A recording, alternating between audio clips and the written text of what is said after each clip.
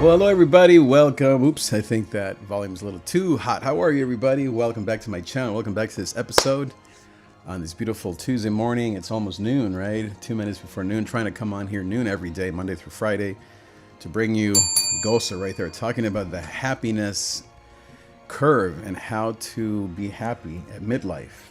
It could be in your quarter midlife crisis, maybe in your mid-20s, or it could be more like the traditional midlife 40s, 50s kind of thing. What do you do with the unhappiness that seems to settle in? So I've been reading this book. I want to show you here on the screen because it's something that I think has been helpful to kind of understand a little bit more about what's going on.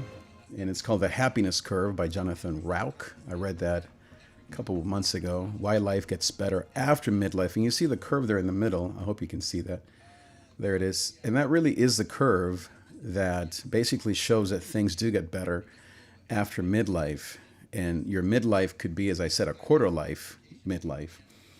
And so I want to show you another graphic here that he also shows. It talks about similar stuff. This is from the Gallup World Poll. It's about 10 years old, but it's very similar. Adjusted world sample. This is a whole world. So it seems like life is kind of the best in terms of your early 20s, and then it kind of goes down all the way to your 50s, and then it increases again. So you may want to see where you're at on that scale. I'm 52. So I'm at the bottom right now. And I think that because of the pandemic, you have a lot of that also happening, maybe even more pronounced here in the US, really worldwide. And it's amazing because sometimes we think we're the only ones, or maybe even putting it differently, we think that what we're going through, that there's no hope or what's going on or what's wrong, or I got to do something crazy and change my life around or change my life. And really, as the book says, basically the advice that the book gives is things will get better. Don't do anything drastic. Hang in there. So that's the conclusion of this book. Things will get better, just statistically. This is just how life seems to go for many millions of people. And don't do anything crazy. Don't change your life drastically. Don't throw everything away. Don't sell everything. Don't whatever.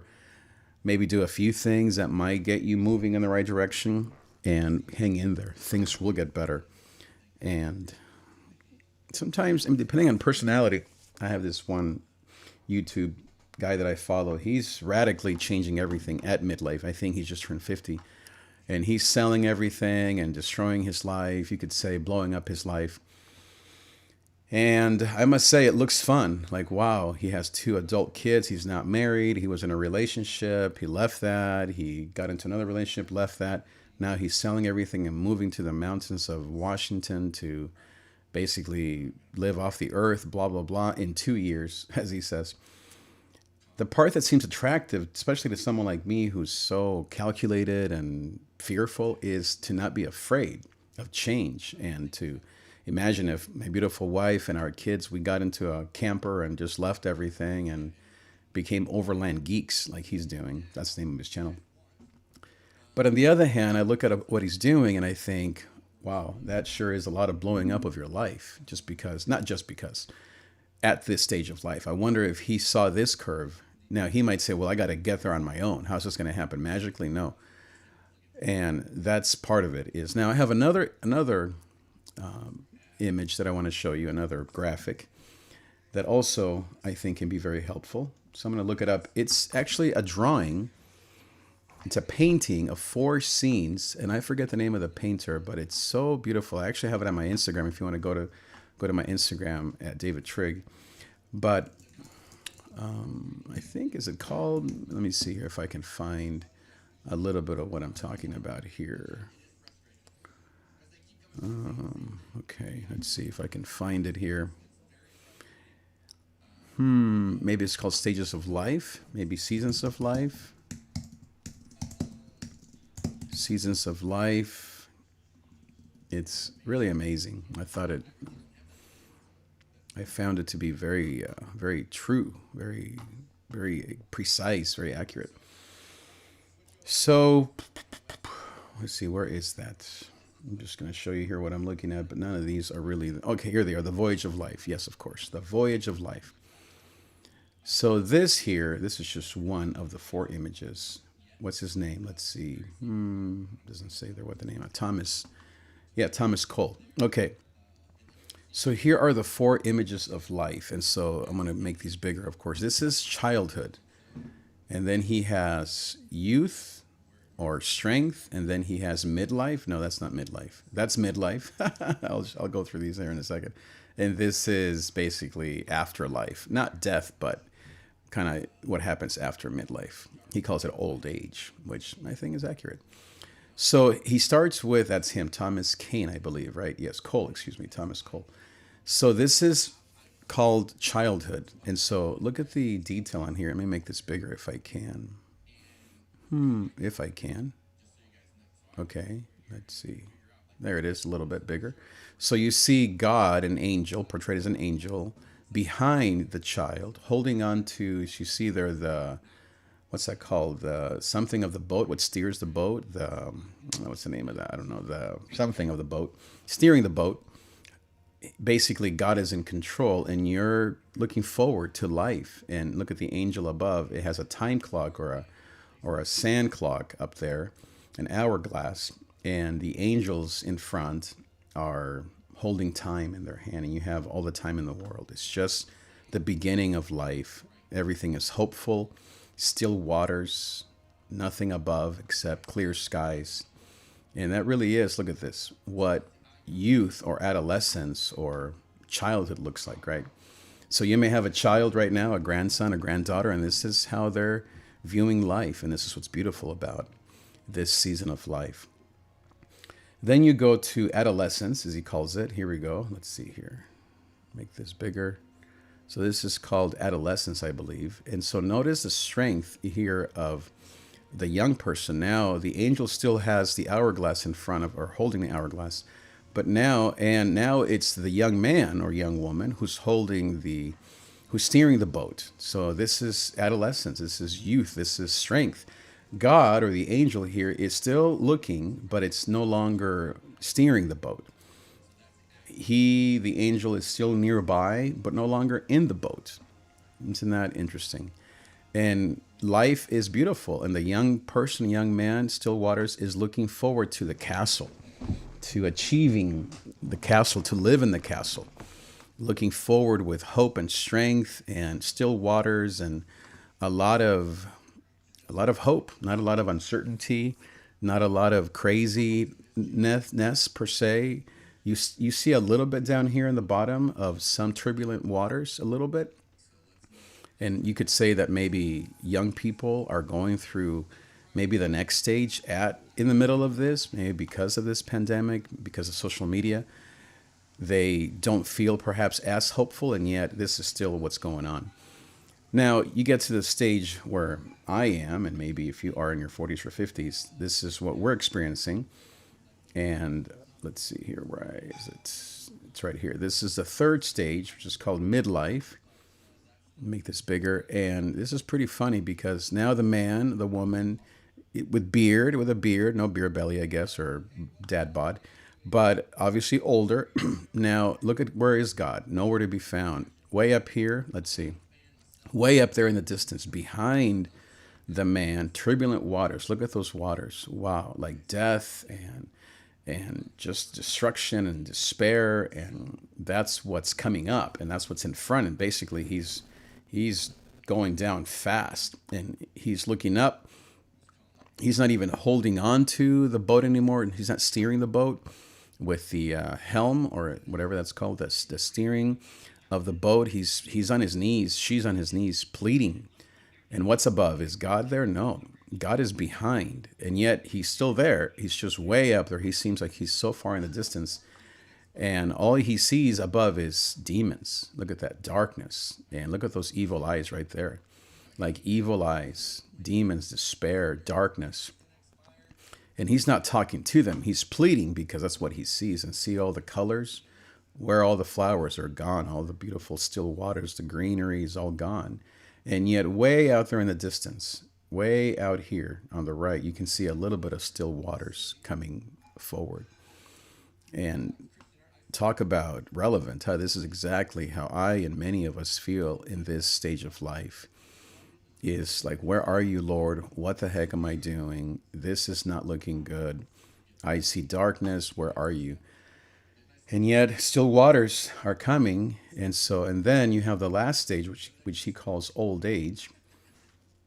And let me see if I can find it here. Is this old age? I don't think so. Let me look for it here. Old age, the voyage of life. Okay, here it is. This is old age, I believe. Old age. Yes, here it is. And this might be a little depressing, but this is old age. So now the man, the woman who looks very old, sorry about that, the angel is once again leading him. He's gray now and no more still water. So now he's looking forward to a heavenly place. And I know that for many of us, none of us want to die, and I don't know, there's this kind of, this just part of life, the voyage of life, right? We are entering the last couple stages of life. And maybe we're not there yet. I would say if you are in your 40s or 50s, obviously we're not here. But this is what's called old age. And you have God now, no more turbulence, still waters, and you're now being led by God or by the Holy Spirit to your eternal destiny. And it is somewhat dark. I was noticing, if you see there, it's not as bright or as cheery as the beginning, right? And I think that's true. It definitely isn't like you're starting life all over again, but you do have a little bit less turbulence. So obviously that second one, or the third one, no, yeah, the third one is the one that is most relevant to, at least to me, and to perhaps if you are in your 40s or 50s. It's so good to kind of understand and to even see in pictures. I hope that this is helpful to you, for you, that what you're going through is in some ways normal. Let me show it once again here just to see it. This is just what life does, right? You can't see it very well there, but this is what happens to us, right? Thomas Cole's Voyage of Life flows on at Taft Museum. So I believe that he has this also in New York. Maybe Taft Museum is in New York, but I'm going to add something here to this page here. Customize toolbar.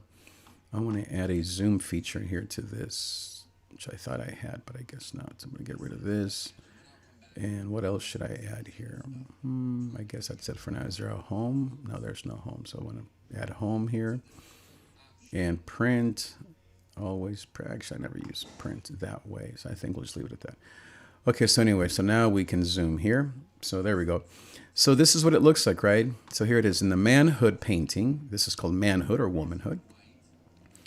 It says, Thomas Cole's traveler heads down the river of life praying for protection against the demons of suicide, intemperance, and murder. It's very good. I mean, suicide, intemperance, meaning anger, and murder is anger to the next level.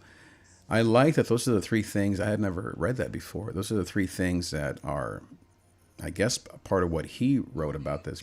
Because yes, I mean, those are the things that are our temptations that are just outside of the door. Is to, what's the point? End your life. Anger, just being so mad at everyone, or murder. I mean, those are violent things, but that is how it feels to be at this stage of life.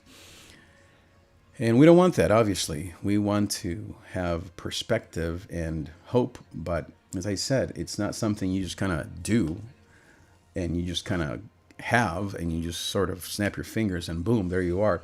You have to hang in there, trust God, and control your emotions, which is very hard for some of us.